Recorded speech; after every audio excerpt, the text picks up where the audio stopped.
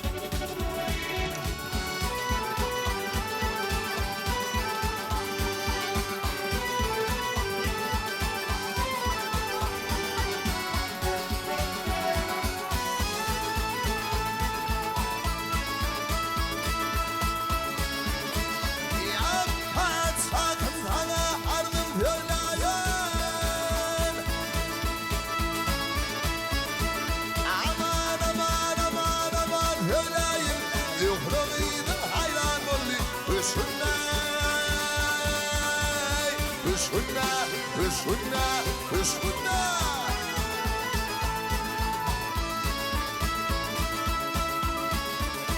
hep tahir gelmiş bugünü kimden gidinayın Karıların gördü Hüsnüne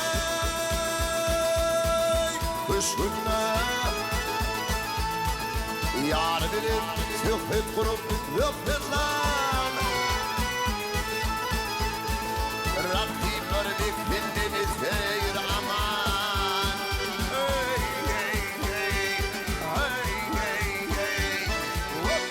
Ay fırnoy çalıp lagara kalkıp ulu zilim şadiyane şadiyane Dokuz gündür yoğratırdı peşkünne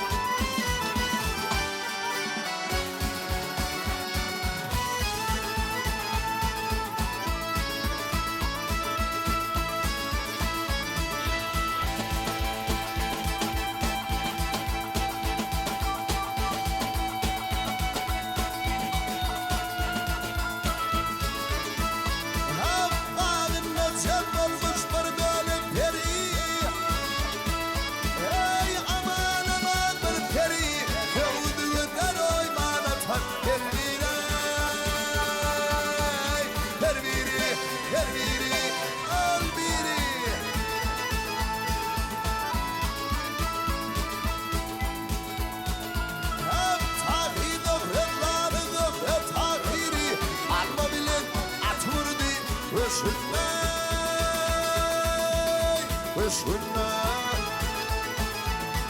Bağlan yerde hızlanı örtündim Ay iki aşık halkı kapadırdım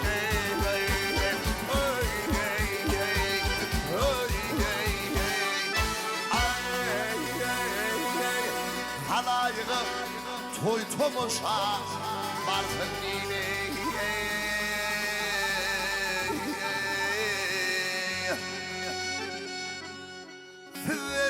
Haber sorar olli Hüsnüne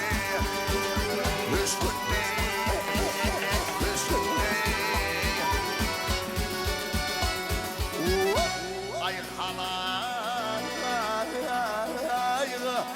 toy tomuşa varsın yine Gelsin